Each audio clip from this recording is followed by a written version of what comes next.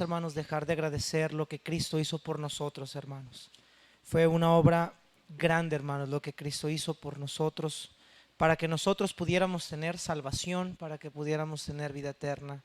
Nos sacó, hermanos, de una vida vil, de una vida menospreciable, pero sobre todo, hermanos, nos salvó de una condenación merecida para darnos una posición, hermanos, de ser adoptados como hijos suyos. Todo eso, hermanos, fue por gracia. Y ese evangelio glorioso, ese evangelio del cual nos gozamos, del cual alabamos a Dios, del cual le damos gracias, ese es el evangelio que el Señor Jesucristo quiere que la iglesia y que cada creyente predique en esta tierra. Vamos a abrir nuestras Biblias ahí en Hechos 1, por favor. Vamos a tener el tiempo de la palabra de Dios, de la predicación de la palabra de Dios. Y vamos a ir ahí, hermanos, al versículo número 8. No vamos a ver todos los demás versículos porque ya los tuvimos en la lectura, aunque los vamos a estudiar, pero vamos a ver versículo número 8.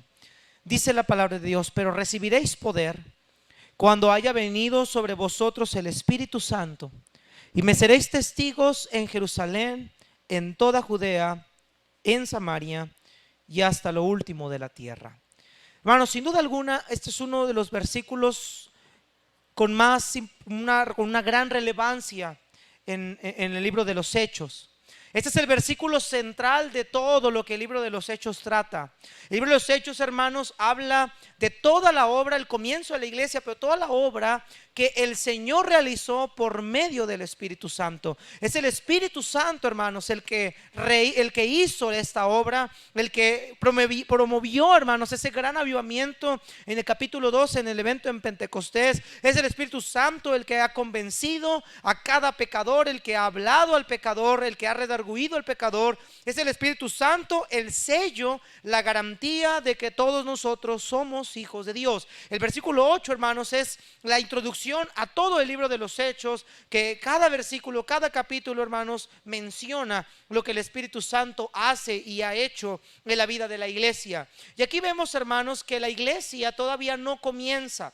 Aquí la iglesia todavía, hermanos, está por comenzar el evento en Pentecostés. Hay quienes dicen que la iglesia ya empezó en Mateo capítulo 16, versículo 18, porque Jesucristo dijo: sobre esta roca edificaré mi iglesia, y porque ya había un grupo de 120 personas en números reunidas. Ahora, yo soy de la idea que piensa que la iglesia fue fundada realmente oficialmente en Hechos capítulo número 2, cuando el Espíritu de Dios viene y desciende sobre todos los que estaban en ese lugar, y más por las palabras que Jesús dice: sobre esta roca edificaré, hablando en un tiempo futuro. No estaba diciendo en este nombre o en esta roca edifico mi iglesia, sino dice edificaré mi iglesia. Es decir, Cristo todavía no moría, Cristo todavía no resucitaba, y por ende el Espíritu Santo todavía no venía a los apóstoles. Ahora, tenemos que entender algo, hermanos: el Espíritu Santo todavía no venía a los apóstoles porque Cristo todavía estaba con ellos. Cristo les dice en el libro de Juan 14: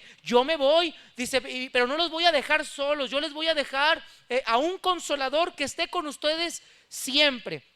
Cristo decía: mientras tanto está el esposo aquí, no es necesario de que ayunen y hagan ciertas cosas. El esposo todavía está aquí. Es decir, Cristo todavía estaba con ellos y no tenían ellos todavía la conciencia plena del Espíritu Santo. Cristo les había dado potestad para sacar demonios, para hablar del evangelio, para andar promoviendo la palabra. Ellos ya tenían ese poder, pero no habían experimentado todavía en sí la llenura, la plenitud del poder, la gracia completa del Espíritu Santo. Y vemos, hermanos, ahora en este contexto, versículo 8, Cristo hablando antes de su ascensión, y les dice: pero recibiréis poder cuando haya venido sobre vosotros el Espíritu Santo.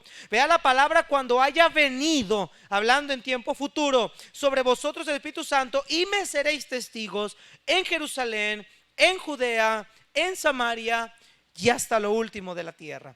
Ahora, este versículo, hermanos, 8, tenemos que interpretarlo, tenemos que estudiarlo a la luz de lo que el Señor Jesucristo ya les venía hablando a los discípulos anteriormente, o de lo que Lucas en el libro de Hechos ya viene redactando, hermanos. Y en esta tarde vamos a estudiar, hermanos, el Espíritu Santo dentro de la Gran Comisión, cómo el Espíritu Santo trabaja y ha trabajado antes de comenzar con la Gran Comisión. Hace unas semanas mirábamos acerca de la Gran Comisión, y que Cristo dijo que la Gran Comisión tenía como principal fundamento su persona. Toda potestad me es dada en el cielo y la tierra, por tanto id. Ese pasaje ya lo vimos. Vimos a Cristo como el promotor de la Gran Comisión y hablando acerca de su autoridad, su señorío, su reinado en la Gran Comisión. Pero ahora en este libro de Hechos, Lucas nos presenta al Espíritu Santo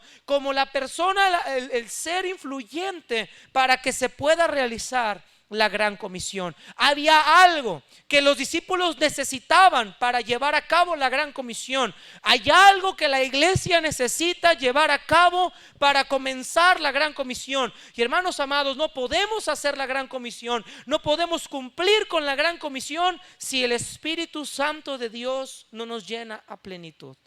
El Espíritu Santo de Dios es indispensable para la predicación de la Gran Comisión. Hermanos, sin el Espíritu Santo no puede haber redargüimiento de pecado, no puede haber convicción de pecado. El Espíritu Santo es el que dota de sabiduría, el Espíritu Santo es el que convence, el Espíritu Santo es el que capacita, el que prepara, el que le da al predicador el denuedo que necesita para su predicación. Hermanos, en capítulo 2 de Hechos, y vamos a estudiar un poquito algunos versículos de Hechos, no todo el libro, pero hermanos, en el libro de Hechos vemos a Pedro, un hombre sin letras, un hombre del vulgo, sin educación como la que tuvo Pablo, un hombre que no tenía quizá el léxico o la oratoria perfecta para poder dar un mensaje. Pero vemos al apóstol Pedro de pie hablando a los hijos de Israel, y 3,000 personas se convirtieron ese día, en esa semana de Pentecostés.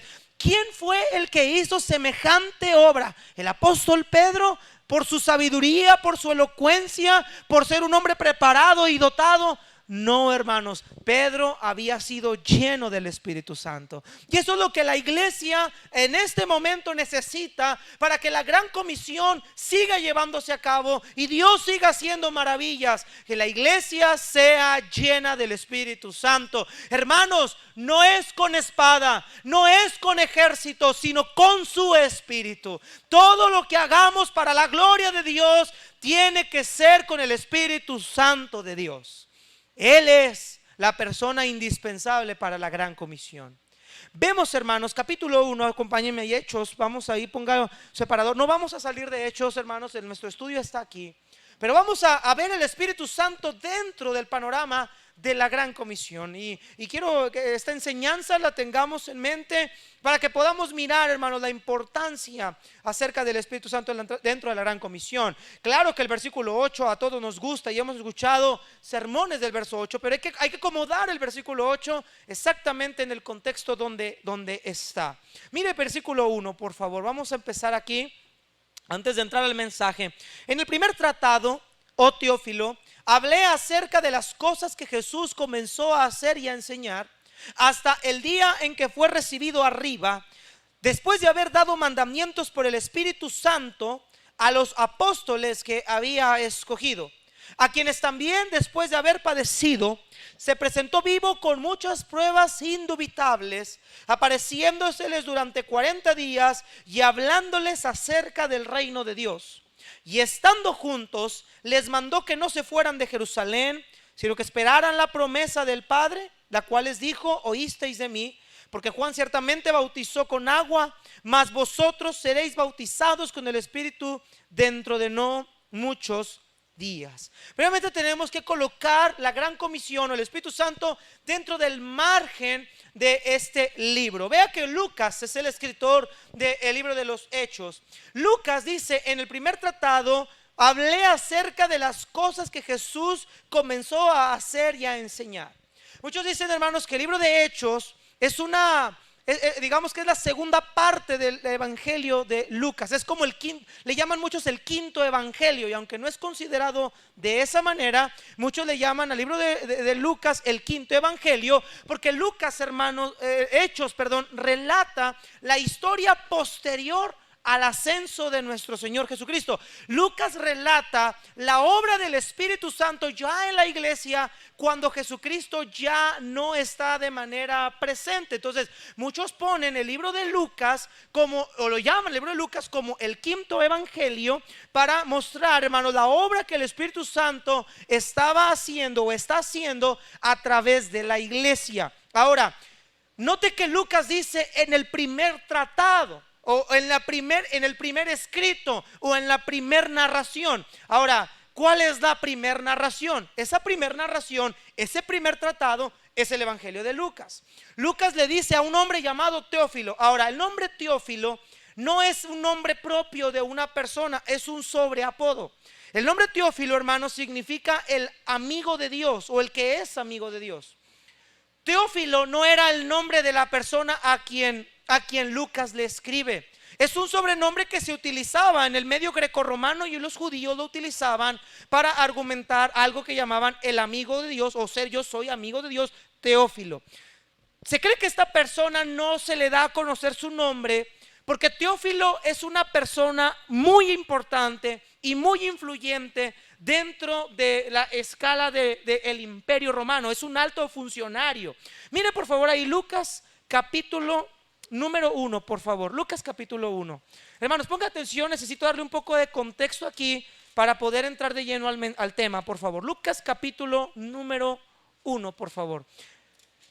Lucas escribe esta carta o este tratado, y Lucas lo dirige a una persona llamada Teófilo. Mire Lucas capítulo número 1, verso 1. Puesto que ya muchos han tratado de poner en orden la historia de las cosas que entre nosotros han sido ciertísimas, tal como nos lo enseñaron los que desde el principio lo vieron con sus ojos y fueron ministros de la palabra, me ha parecido también a mí, después de haber investigado con diligencia todas las cosas desde su origen, escribírtelas por orden, oh excelentísimo Teófilo, para que conozcas bien la verdad de las cosas en las cuales han sido instruidos.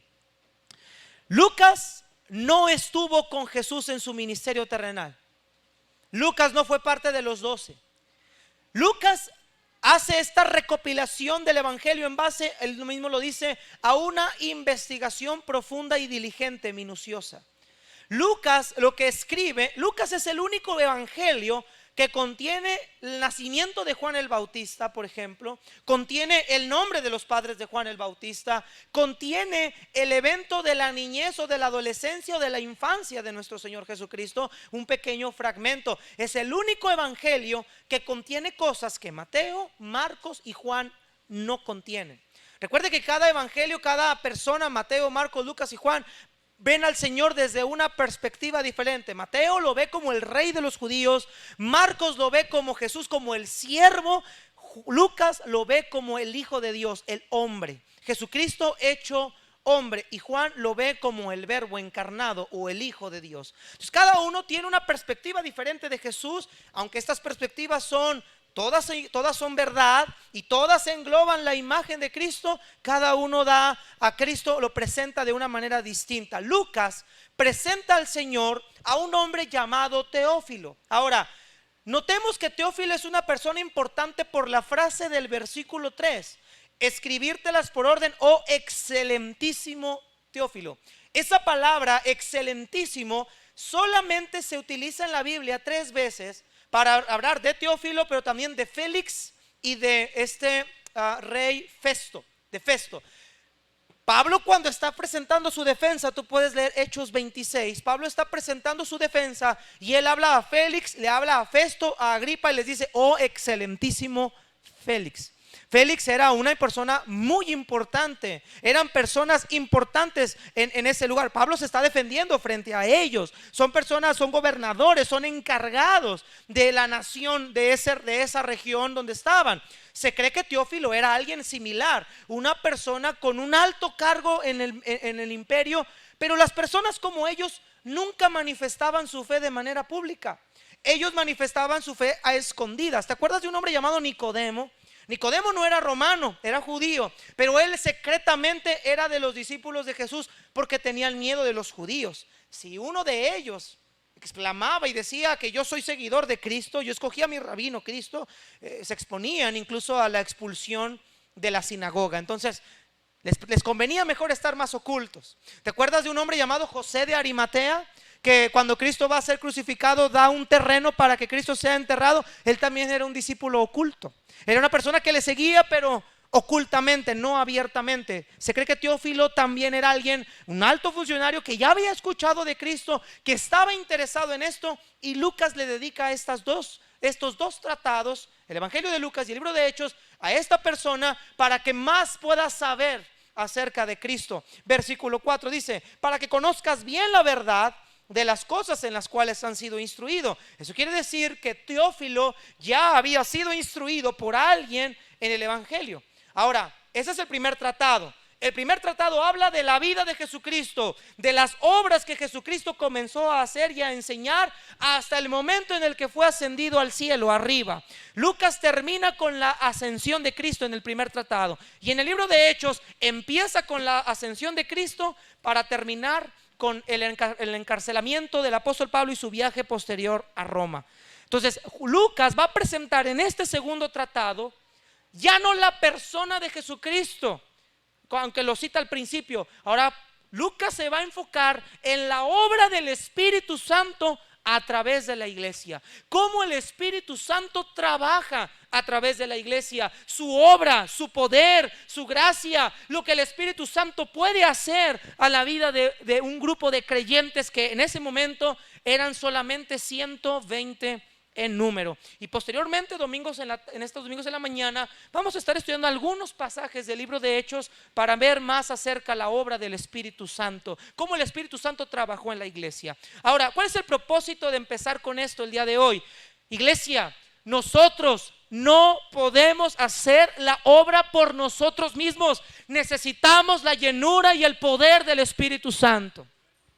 Iglesia, el poder de Dios no ha cambiado. El poder de Dios es exactamente el mismo. El problema no es el poder de Dios, sino la iglesia que no se ha llenado del poder de Dios como debería de llenarse. Sí, miren, hermanos, este lugar no es la iglesia. Este edificio no es la iglesia. Este es un templo, se le puede llamar lugar de adoración. La iglesia son los que están sentados en esta banca que no dejan de echarse aire. Esos son la iglesia. Esos son la iglesia. Y hermanos amados, nosotros, pónganme atención, nosotros somos un rotundo y vil fracaso sin la llenura y sin la guía y sin el poder del Espíritu Santo. Pedro no era nadie más importante de lo que tú y yo somos. Pablo no era mejor de lo que tú y yo somos. Muchos idolatramos a Pablo y ponemos a Pablo encima, incluso gente lo pone hasta encima de Jesús. No, hermanos, Pablo era un hombre común y corriente, pero Pablo era un hombre lleno del Espíritu Santo. Lo que los hombres en la antigüedad han hecho, hombres de grandes avivamientos, hombres usados por Dios a través de la historia, no solamente de la iglesia primitiva, sino a lo largo de la historia de la iglesia, ha sido por la llenura y la guía del Espíritu Santo. El mensaje que Jonathan Edwards predicó ese día en Chicago fue por la llenura del Espíritu Santo. Y el propósito de esta serie de mensajes que vamos a ver del libro de Hechos es el siguiente: el Espíritu Santo puede hacer exactamente lo mismo en la iglesia moderna. Hermanos, ¿es verdad que estamos en los últimos tiempos? Yo no lo dudo. Yo no lo dudo. Tampoco no me voy a meter a ese tema, pero yo no dudo que quizá podamos estar enfrentando últimos tiempos. Yo no dudo que quizá la iglesia tenga que enfrentar un día la persecución. No lo dudo.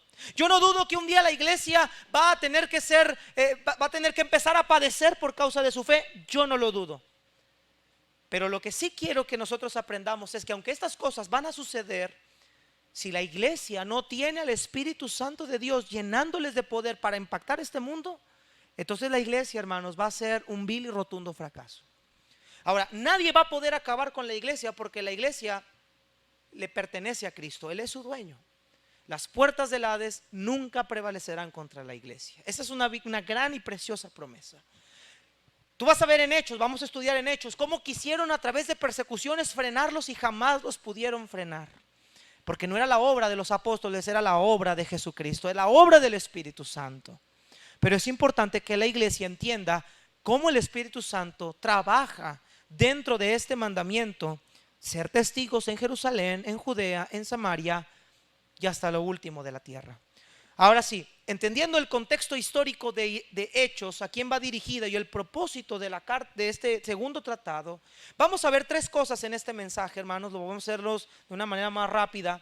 Vamos a ver en primer lugar la promesa del poder y la venida del Espíritu Santo.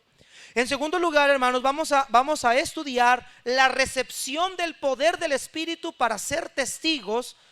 Y en tercer lugar, hermanos, vamos a estudiar el alcance o la magnitud de ese poder y de los testigos. En primer lugar, hermanos, vamos a ver la promesa de su poder y de su venida. Los apóstoles, hermanos, ignoraban muchas cosas, pero Cristo les dice a ellos antes de ascender. Capítulo 1, del 1 al 8, Cristo está hablándoles antes de ascender.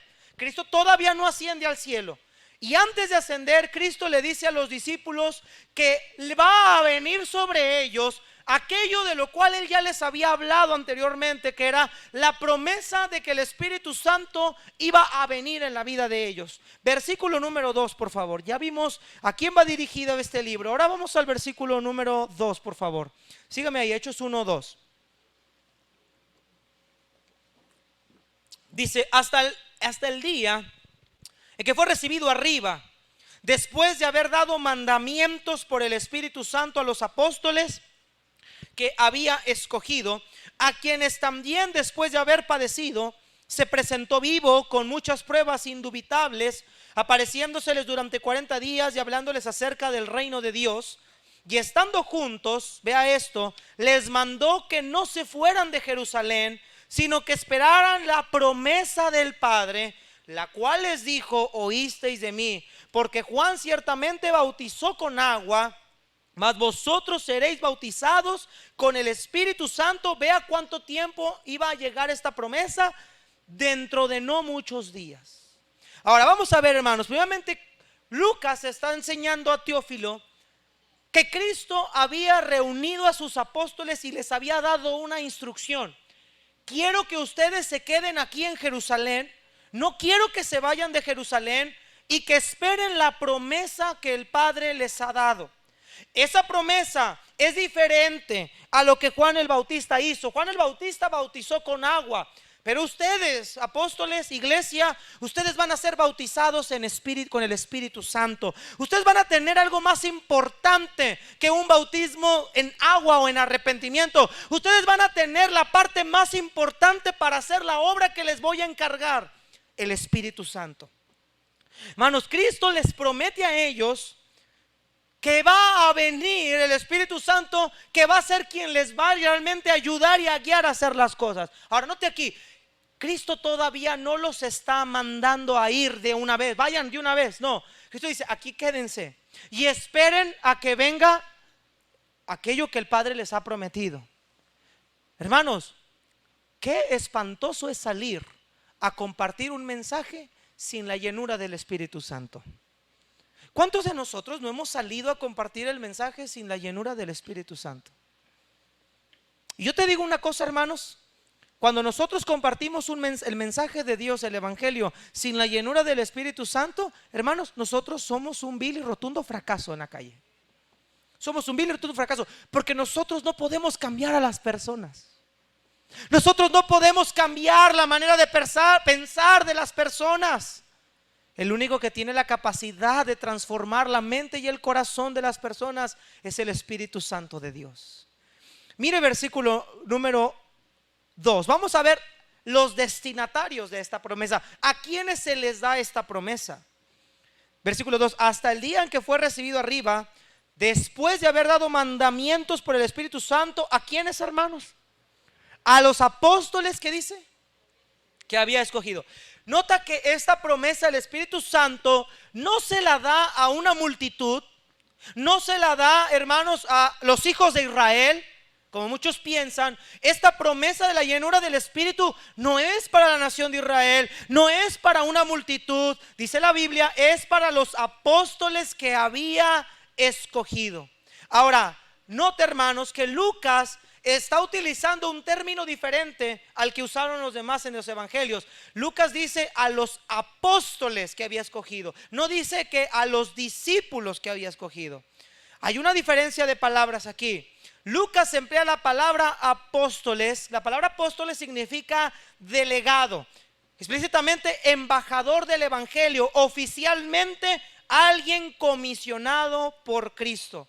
¿Qué diferencia hay de apóstoles, alguien que ya es comisionado por Cristo, a alguien que es un aprendiz o un estudiante, como es la palabra discípulo?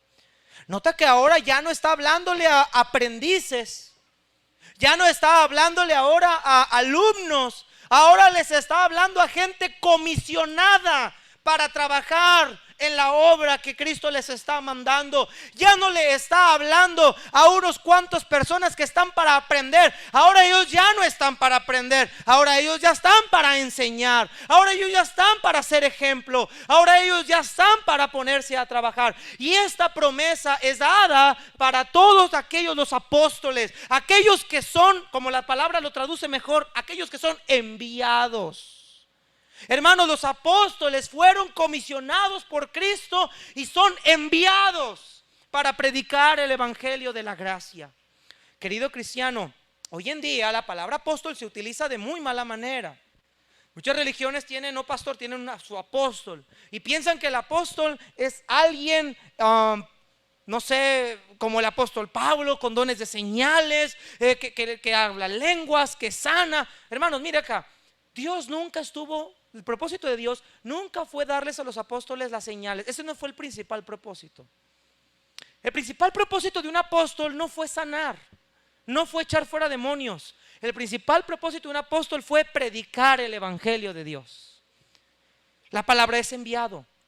¿Por qué se les daban entonces dones de señales a los apóstoles? Cuando algún profeta venía de parte de Dios, en la ley Dios les dice que se les iba a demandar que fuera una señal, que ellos iban a dar señales de que realmente son enviados por Dios. Ponga atención, hermano, no se pierda. Este libro no estaba perfectamente inspirado como lo tenemos ahora. Este libro, hermanos, así quiere déjelo. Este libro, hermanos, no estaba inspirado. Ellos no iban a ir por la calle como usted y yo vamos ahorita por la calle hablando del libro de Hechos, de Juan, de Lucas, de Mateo, de Marcos, de Corintios, de Apocalipsis. Hermanos, la palabra de Dios no estaba revelada. Lo único que ellos tenían hasta ese momento era el Antiguo Testamento. Pero Dios les había dado señales para que los judíos, las señales son para los judíos, se les había dado para que ellos creyeran que estos apóstoles habían sido enviados por Dios, que ellos tenían autoridad de parte de Dios y para que ellos pudieran creer en Jesucristo. Te pongo un ejemplo. Cuando Pedro va a entrar al templo con Juan, al pórtico de Salomón, que se llamaba La Hermosa, estaba un hombre sentado lisiado pidiendo dinero y le dice Pedro, mirándolo fijamente: no tengo plata ni oro, pero lo que tengo te doy. En el nombre de Jesucristo de Nazaret, levántate y anda. Y Pedro lo tomó y ese hombre inmediatamente, ¿qué pasó con él? Empezó a caminar. Después, ¿quiénes lo vieron que estaba caminando? Los fariseos vieron que este hombre estaba caminando, lo mandan a llamar y le dicen: a ver, ven para acá.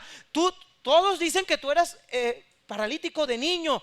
¿Quién te hizo eso? Y ellos dijeron: allá estos hombres. Y ellos identificaron a Pedro y a Juan como aquellos que habían estado con Cristo. Los llaman al concilio por esta causa y los asustan, los amenazan, los intiman, les dicen: les prohibimos que hablen en ese nombre, ya no hablen más en ese nombre. Pero dice la Biblia que cuando Pedro empezó a hablar, ellos supieron que estos discípulos habían estado con Jesús. Las señales de los apóstoles eran evidencias externas de que ellos habían sido enviados por Dios para la obra de la Gran Comisión. Hoy en día la iglesia ya no necesita señales externas para comprobar que venimos de Dios. Tenemos la palabra profética más segura. Y el que convence al pecador, el que convence de la verdad, es el Espíritu Santo de Dios. Por eso es importante que nosotros entendamos que esta promesa de la venida del Espíritu es para aquellos que Cristo había escogido, apóstoles que Él mismo escogió. Hermanos amados, como lo mencionamos en la escuela dominical, Dios nos escogió a nosotros para la obra de la gran comisión. Dios escogió a la iglesia para la obra de la gran comisión. Por tanto, id y haced discípulos a todas las naciones, bautizándoles en el nombre del Padre, del Hijo y del Espíritu Santo, enseñándoles que guarden todas las cosas que os he mandado, y aquí yo estoy con vosotros todos los días hasta el fin del mundo. Hermanos, nosotros fuimos elegidos por Dios, fuimos escogidos por Dios para cumplir con esta labor.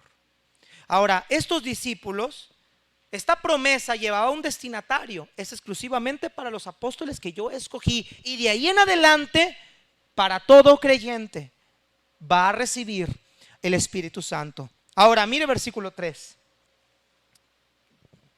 A estos que Él había escogido les dio algo interesante para que ellos proclamaran. ¿De qué tendrían que ser testigos estos apóstoles? De este evento, versículo 3. A quienes también, después de haber padecido, se presentó vivo con muchas pruebas indubitables, apareciéndoseles durante 40 días y hablándoles acerca del reino de Dios. Hermanos, ¿de qué eran testigos los apóstoles y de qué somos testigos nosotros los cristianos? De la resurrección de Cristo. Hermanos, miren lo que pasó aquí. Cristo se les presentó a ellos y se les manifestó por 40 días después de su resurrección. Ahora, Lucas usa una palabra, pruebas indubitables. La palabra pruebas indubitables en el original griego no viene, no dice pruebas indubitables. En el griego original dice pruebas, nada más. Pero se le añade en el castellano indubitables porque la palabra pruebas, la palabra griega tekmerosis, nos muestra que es una prueba, es una evidencia que no da lugar a dudas. Es una evidencia que no necesito de testigos para que la corroboren, sino que esa evidencia por sí sola tiene veracidad. ¿Qué es lo que quiere decir esto? Cristo se les aparece a ellos con pruebas que no tienen lugar a dudas, porque los discípulos con sus propios ojos miraron el cuerpo de Jesucristo resucitado. Miraron sus marcas. De hecho, Cristo le dice a Tomás: mete tu mano, tócame. Tomás, recuerde que Tomás dijo: Señor, hasta que yo no vea, yo no voy a creer. Y Cristo se le aparece a Tomás y le dice: Tomás, mete tu dedo aquí en mi costado, mete tu dedo, mira mis manos, y no seas incrédulo, sino sé creyente. Hermanos, Cristo les presentó pruebas sumamente que no tuvieran duda. De eso los apóstoles iban a ser testigos. Ellos iban a ser testigos oculares delante de los demás, con las señales, con el poder del Espíritu Santo, de que Cristo había resucitado, de que Cristo está vivo. Nosotros somos predicadores de las pruebas más grandes que hay, hermanos. Cristo ha resucitado. Y no necesitamos evidencias de verlo físicamente para saber de su resurrección. Es más, Cristo dijo algo interesante. Miren Juan 20, por favor. Juan 20. Cristo dijo algo interesante acerca de aquellos que ya no nos tocaría mirar a Cristo resucitado. Por eso este mandato de ser testigos se le dio a los apóstoles. Ellos habían visto a Cristo resucitado. Mire Juan 20, por favor. Versículo número 28, cuando el Señor se le aparece a Tomás después de su incredulidad. Entonces Tomás respondió y le dijo: Señor mío y Dios mío. Y Jesús le dijo: porque me has visto, Tomás, creíste.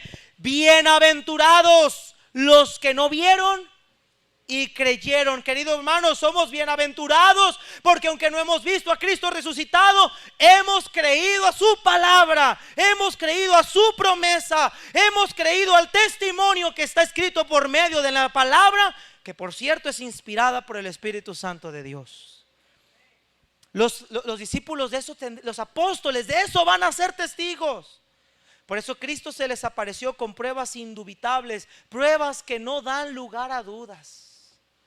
Y ellos, Cristo los estaba comisionando para dar testimonio de que Él había resucitado. Había un rumor que empezó a correr después de la resurrección de Cristo. ¿Cuál era ese rumor? Cuando lo sacaron, cuando Cristo fue resucitado y la piedra fue removida, ¿no mandaron pagar el sumo sacerdote diciéndole a los soldados que los discípulos se lo habían robado en la noche? Que Cristo había sido hurtado porque los discípulos lo habían hurtado para proclamar después que había resucitado. Pero Cristo les dio el ingrediente más importante para que la gente creyera de la resurrección de Cristo. Era el testimonio del Espíritu Santo, el cual estaba obrando en la vida de esos apóstoles. Ellos le enseñaron a la gente, no solo a judíos, a los griegos. Cuando los griegos escuchan a Pablo decir de la resurrección de los muertos, los atenienses dijeron: estás loco, Pablo, las muchas letras te están volviendo loco. Para el hombre natural, para los ateos y los evolucionistas, la resurrección solamente es un mito o una leyenda religiosa que nosotros nos hemos inventado. Pablo dice: ciertamente los judíos piden señales, los griegos quieren sabiduría, pero aquellos que no tienen al Espíritu Santo, para ellos el evangelio es locura, porque estas cosas se tienen que discernir espiritualmente. Hermanos, nosotros somos testigos, quizá no oculares, porque nosotros no hemos visto a Cristo resucitado, pero hemos creído, hermanos, a lo que la palabra de Dios dice acerca de su resurrección. No solo hay evidencia interna, también hay evidencia externa. Tú puedes ir a Israel, Jerusalén, y ahí donde muchos dicen que es la tumba de Cristo, esa tumba, hermanos, ese lugar está completamente vacío. Muchos se preguntan: ¿por qué Dios no dejó el sudario? Cristo dejó el sudario ahí, pero ¿por qué nunca se encontró el sudario? Es lo que muchos dicen. Hermanos, conociendo al hombre que es tan idólatra, el hombre es capaz de adorar hasta el sudario más que al dueño del sudario. Cuando Dios los sacó de Egipto, ellos adoraron un becerro porque creían que el becerro que les había dado la libertad y había matado a los primogénitos, ellos creían que Dios era un becerro y lo hicieron en oro. Imagínate si Dios hubiera dejado el arca, ¿cuántos adoradores del arca no estarían? Adoradores del sudario, adoradores de la cruz de madera. Hermanos, nosotros no adoramos ni un sudario, ni una cruz, ni un arca, ni un becerro. Adoramos a aquel que está sentado en la diestra del Padre y está vivo. Nosotros adoramos a Él, aunque mis ojos oculares no lo hayan visto. Cristo los comisionó. Esta promesa es para aquellos que Él escogió y para aquellos que vieron palpablemente a Cristo resucitado.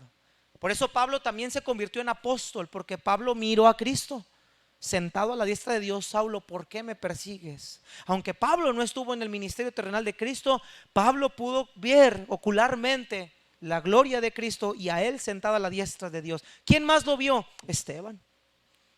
Antes de morir, Esteban también pudo ver esa bendita gloria. Hermanos, nosotros no necesitamos ver con los ojos la gloria de Dios. Tenemos su palabra que nos deja ver su gloria en todo su esplendor.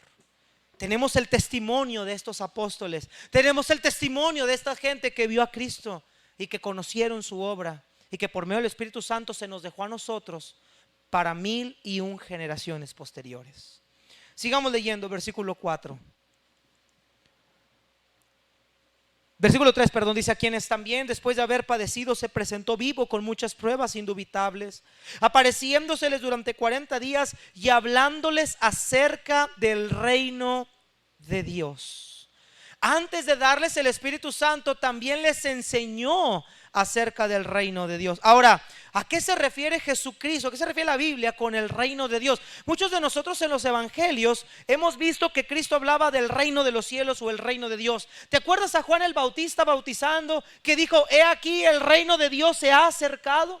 ¿Te acuerdas a Jesús en Marcos 1:35 diciendo: arrepentíos porque el reino de los cielos se ha acercado, creed en el evangelio? ¿Te acuerdas de esas frases? En el evangelio está toda vez, puedes leer y habla del reino de los cielos, el reino de Dios, el reino de los cielos, el reino de Dios. ¿A qué se refiere con el reino de Dios? Hermanos, la expresión del reino de Dios se refiere, hermanos, a la esfera de la salvación, al señorío divino de Cristo sobre el corazón de cada uno de los creyentes por su gracia. Mira, hermanos, el reino de Dios es algo que ya estaba profetizado desde el Antiguo Testamento, el reinado famoso del Mesías.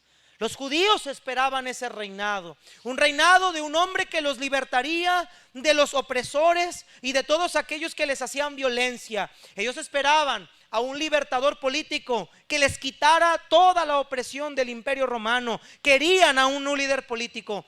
Y viene Cristo. Y cuando le preguntan a Juan el Bautista: Juan, ¿eres tú el Cristo que había de venir o vamos a esperar a otro? Y Juan dijo: yo no soy el Cristo, yo no soy ese Mesías, pero viene tras de mí.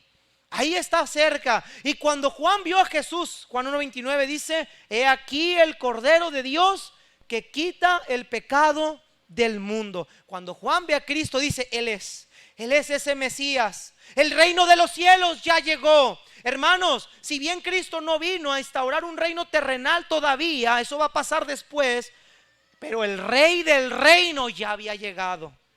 El rey del reino ya estaba pisando Jerusalén. Y el rey del reino quería enseñar algo diferente. Él quería proclamar su reino para todas las naciones. ¿Cuál es este reino que él quería proclamar? La salvación del hombre. Hermanos, la gran comisión consta en la proclamación del reino de Dios a cada criatura y a cada individuo. El reino de Dios terrenalmente todavía no viene, hermanos. Eso será en el milenio. El reino que Cristo vino a instaurar, que vino a comenzar, es un reino interno, una redención interna en la mente y en el corazón de cada persona. Hermanos amados, nosotros los que estamos congregados en este cuarto, si usted es salvo, nosotros pertenecemos al reino de Dios. Somos hijos del reino, hermanos. Somos hijos del reino. Y Dios nos encargó proclamar ese reino a todas las naciones, comenzando desde Jerusalén, Judea, Samaria y hasta lo último de la tierra. Somos los encargados de proclamar este reino. Somos los encargados de proclamar este mensaje. El rey murió. El rey murió en la cruz, pero el rey resucitó. Y el Cristo, al resucitar, ese rey ahora fue a la gloria, a la diestra del Padre, a recibir su coronación. Por eso dice la Biblia, por eso Jesús mismo dijo: toda potestad me fue dada. Ahora el rey fue al cielo para entronarse, para coronarse y para implantar su reino. Ahora todo aquel que invocare el nombre del Señor será salvo. Hermanos, Dios nos encargó proclamar el reino de los cielos a todas las naciones, comenzando desde nuestro punto de partida, desde nuestro lugar de origen, desde donde estamos, desde Jerusalén. Dios le dice a los discípulos: ustedes van a recibir mi Espíritu Santo. Yo los escogí a ustedes.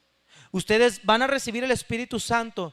Yo les he hablado del reino. Ustedes saben del reino de los cielos. Ahora ustedes, con el Espíritu Santo, van a salir a todas las regiones, a todos los lugares. Me van a ser testigos de mi resurrección para proclamar que el reino de los cielos ha llegado.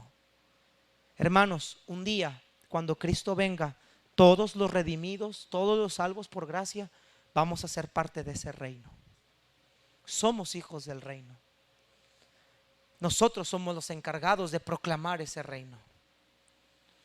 Ahora, vamos a continuar, hermanos, para concluir, para llegar al punto que quiero llegar. Versículo número 4 y 5, rápidamente. Cristo les enseña acerca del reino. 40 días estuvo con ellos. Versículo 4. Y estando juntos, les mandó que no se fueran de Jerusalén, sino que esperaran la promesa del Padre, la cual les dijo: oísteis de mí. Porque Juan ciertamente bautizó con agua, mas vosotros seréis bautizados con el Espíritu Santo dentro de no muchos días. Cristo les dice a ellos: viene la promesa del Espíritu. No quiero que se vayan de Jerusalén. Todo va a ser aquí. Todo va a empezar aquí. No se vayan. Esperen la promesa del Espíritu. Juan bautizó con agua, pero el que viene tras de mí va a bautizarles con el Espíritu Santo dentro de no muchos días. Ahora, ¿qué quiere decir eso? Hermanos, el bautismo de Juan se identificaba por una razón: arrepentimiento. Cuando yo decía públicamente que yo era una persona que realmente estaba arrepentida, yo venía con Juan y Juan me bautizaba como señal de arrepentimiento. Por eso cuando vienen los fariseos, Juan les dice: generación de víboras. Juan realmente los ve y les dice: ¿ustedes qué están haciendo aquí? Ustedes ni siquiera están arrepentidos. Ustedes son hipócritas. Ustedes nada más vienen para ver qué hay aquí. Ustedes no tienen ni el más sincero gramo de arrepentimiento. Juan no quiso bautizar a los fariseos, aunque los vio venir, porque ellos no tenían arrepentimiento. Pero todo aquel que venía, Juan los bautizaba. Cristo dice: este bautismo que ustedes van a recibir no es un bautismo de arrepentimiento, es un bautismo de salvación, es un sello, es una identificación del cuerpo de Cristo por medio del Espíritu Santo. Hermanos, el día que nosotros recibimos a Cristo, fuimos sellados con el Espíritu Santo de la promesa. Nuestro bautismo en agua no nos da el Espíritu Santo. Nuestro bautismo en agua simboliza el sello que nosotros ya tenemos del Espíritu Santo a través de la identificación de la muerte y resurrección con Cristo, a través del acto simbólico. Cristo les dice: Juan bautizó con agua, pero ustedes, el bautismo de ustedes va a ser con un sello distintivo, con el Espíritu Santo. ¿Te acuerdas cuando Pedro predica a Cornelio y a su familia? Primero recibieron al Espíritu Santo, capítulo 10 de Hechos, versículo 36. Primero recibieron el Espíritu Santo y luego después fueron ¿qué? Ahora fueron bautizados en la fe en Cristo. Ahora son parte del cuerpo de Cristo. Hechos capítulo 5, creo que es capítulo 3. Cuando los 3,000 son salvos, después son bautizados y el Señor añadía cada día ¿a dónde, hermanos? A la iglesia los que habrían de ser. Ahora son parte del cuerpo de Cristo. Cristo le dice a los apóstoles: esta promesa, este Espíritu Santo por el cual van a recibir, ustedes van a ser bautizados en Él, van a ser parte de mi cuerpo, van a ser parte de mí. Ahora ustedes son míos, ustedes están identificados conmigo. Todo aquel que ha creído en Cristo está identificado juntamente con Cristo. Le pertenecemos a Él. Esta es la promesa. Esto es el contexto de Hechos capítulo 1 versículo 8. Primeramente empezaba con esta promesa. Ahora continuamos, hermanos, versículo 6. Entonces los que se habían reunido, hablando de los apóstoles, le preguntaron diciendo: Señor, ¿restaurarás el reino de Israel en este tiempo?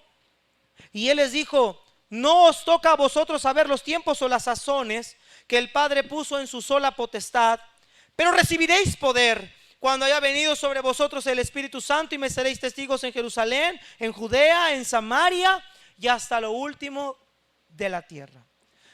Cristo les habló primeramente de la promesa, ahora les habla de la recepción del poder para ser testigos. Ahora los discípulos le tienen una duda: Señor, hay una profecía en el libro de Joel, capítulo 2, versículo 1 al 32, no vamos a ir por tiempo, y Ezequiel 36, 1 al 38. Joel y Ezequiel hablan acerca del reinado del Mesías, del reino del Mesías. Y después habla de la llenura o de la venida del Espíritu Santo, de la promesa del Espíritu Santo. Los israelitas le preguntan a los apóstoles: Señor, ¿este es el momento en el cual tú vas a instaurar tu reino? Ve el versículo 6. ¿Restaurarás el reino de Israel en este tiempo? Señor, ¿este es el tiempo en el cual toca la implantación terrenal de tu reino? Y Cristo les dice algo interesante: a ustedes no les toca saber ni los tiempos ni las sazones. Hermanos, Cristo sí va a reinar efectivamente, terrenalmente, pero Cristo les dice a ellos: este no es el tiempo, y a ustedes no les toca saber cuál es el tiempo. El reino de Dios a Israel va a llegar no ahorita, no en este preciso momento, le dice a ellos. A ustedes no les compete, no les toca, no les interesa a ustedes saber el tiempo ni las sazones. Dice el versículo 7 que el Padre puso en una sola potestad. ¿Quién es el único que sabe cuándo vendrá Cristo, hermanos? Solo el Padre. Nadie más lo sabe. Entonces Cristo dice: eso a ustedes no les compete, pero hay algo que sí les interesa saber. Y hay algo que sí ustedes como iglesia deben de saber. Pero, ahí está un pero, versículo 8: no les compete saber los tiempos ni las sazones, pero recibirán poder. Y cuando ese poder haya venido sobre vosotros, ustedes me van a ser testigos. A ustedes no les compete saber si mi reino Israel va a ser ahorita, pero sí necesitan saber que van a ser llenos del poder de Dios para llevar el reino de los cielos a toda criatura, Jerusalén, Judea, Samaria y hasta lo último de la tierra. Hermanos, el poder del Espíritu Santo es lo que requerimos para ser testigos. La palabra poder es la palabra griega dunamis. Y esa palabra dunamis, hermanos, habla acerca de capacidad, fuerza o virtud que reside dentro de una persona por medio del Espíritu Santo. En otras palabras, el poder del Espíritu es aquella acción, aquella capacidad sobrenatural que el Espíritu Santo opera dentro de cada cristiano. Cristo les dice a los apóstoles que lo que ellos necesitaban para ser testigos era el poder del Espíritu Santo. Hermanos, lo que nosotros necesitamos para ser testigos es que el poder del Espíritu Santo esté en la vida de la iglesia. Estamos sellados con el Espíritu Santo, pero tenemos el poder del Espíritu Santo. Somos una iglesia, somos un grupo de creyentes poderosos. Esto era necesario para hacer la gran comisión. A ustedes no les compete saber los tiempos, pero sí van a saber algo. Van a recibir poder. Y cuando haya venido sobre vosotros el Espíritu Santo, entonces ustedes me van a ser testigos. Ahora, Dios llama a los apóstoles a ser testigos. La palabra testigo, la palabra griega mártir. Desde Hechos 1:8, Cristo con antelación les estaba explicando lo que tendrían que padecer por ser testigos. En otra traducción dice: pero van a recibir el poder del Espíritu Santo sobre ustedes y me van a ser mártires en Jerusalén, en Judea, en Samaria y hasta lo último de la tierra. La palabra mártir, hermanos, nos habla de alguien que muere por su fe. Y este es el precio que los discípulos y los apóstoles iban a pagar. Iban a pagar el precio por su fe. Termino con esto. ¿Por qué nosotros necesitamos el poder del Espíritu para ser testigos? Porque tenemos que pagar el precio, hermanos, por predicar el Evangelio. ¿Cuántos cristianos, cuántos creyentes en este momento han padecido en otros países por su fe? Nosotros no hemos padecido por nuestra fe, pero nosotros no sabemos si vamos a padecer por nuestra fe. Los apóstoles fueron llamados a ser mártires, el que muere por su fe. Hermanos, humanamente nosotros no podemos proclamar este mensaje si no somos endosados por el Espíritu Santo. Si el Espíritu Santo no está en nosotros, nuestro mensaje no tiene importancia ni tiene valor. El Espíritu Santo es lo que recubre la gran comisión. Por eso Cristo estaba preparando antes de ascender a sus discípulos, diciéndoles: viene esta promesa. Esta promesa yo se las hice a ustedes cuando estaba en la tierra. Es una promesa que el Padre me dio. Quédense en Jerusalén, no se muevan de aquí, porque cuando venga el Espíritu Santo los va a investir de poder. Los va a llenar de poder. Van a tener capacidades espirituales sobrenaturales para poderme ser testigos. Ahora el alcance es este: me van a ser testigos aquí primero en Jerusalén, en Judea, en Samaria y hasta lo último de la tierra. Jerusalén, la región, podríamos decirlo la ciudad; Judea, el estado; Samaria, fuera de mi estado; y hasta lo último de la tierra. Ahora, nota que menciona a Samaria. Samaria eran los considerados los perros para ellos, los judíos. Nadie quería un samaritano, nadie quería a los samaritanos. son los menospreciados, son los desvalidos, son aquellos a los que no se les tiene nada de aprecio. Así eran los samaritanos. Cristo dice, ustedes van a predicar a los mismos de ustedes, a sus hermanos, los judíos, a la misma región, pero también van a ir a buscarme a los que ustedes no quieren, a los desdichados. Me van a ir a buscar a los que nadie quiere tocar. Ustedes ya no son judíos como nacionalidad. Ustedes deben de ir a predicarme a Samaria. Ustedes ya no son hijos de Israel. Ustedes son hijos del reino de los cielos. Ustedes deben de predicar en Samaria también. Y hasta lo último de la tierra. Este mensaje, para un judío, ir a una tierra extranjera, era algo que no les gustaba. Ellos consideraban a los extranjeros como paganos, los llamaban gentiles, es decir, paganos. Pero Cristo les dice, ustedes van a salir y me van a llevar este mensaje a los paganos también. Querida iglesia, este es nuestro trabajo. No solamente podemos venir a conformarnos con Jerusalén, tenemos que ir a Judea, a Samaria, a donde nadie quiere ir, y hasta lo último de la tierra. ¿Cómo lo vamos a lograr? Primeramente, con el poder del Espíritu Santo. Y en segundo lugar, a través de la obra misionera. A través de la obra misionera. Esta es la función del Espíritu en la Gran Comisión. Hechos 1:8 teníamos que acomodarlo en este rubro de lo que Jesús les habla. Ahora sabiendo, ya terminamos, hermano, ahora sabiendo que el Espíritu Santo es indispensable en la Gran Comisión, la semana que entra vamos a ver Hechos capítulo 2, cómo el Espíritu Santo vino a ellos y la obra que el Espíritu Santo hizo. Hizo algo sobrenatural, hizo algo sorprendente ese día. ¿Por qué crees que los discípulos estaban reunidos en la casa de María y de las mujeres orando unánimes juntos antes de ese día? ¿Sabes qué estaban haciendo? Estaban esperando la promesa. Capítulo 2 de Hechos dice, y de repente vino el Espíritu Santo sobre cada uno de ellos y los llenó a todos dentro de la casa.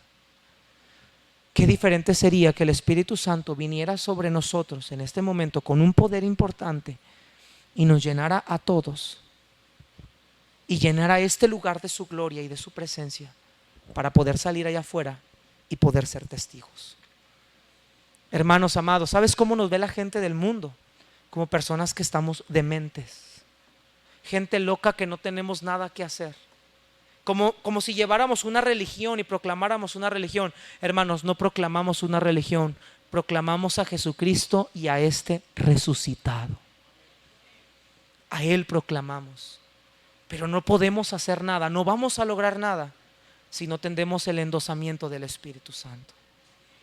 Querido cristiano, si queremos ser llenos del Espíritu, tenemos que venir a Dios y decir, Señor, renuncio a mi propia vida, renuncio a mí mismo, muero a mí mismo, para dejarme controlar por ti, para salir a la calle y poder ser un verdadero testigo del Espíritu. El Espíritu todo lo escudriña, aún lo profundo de Dios. Esta es la obra del Espíritu Santo en la Gran Comisión. Puestos de pie, por favor, vamos a orar.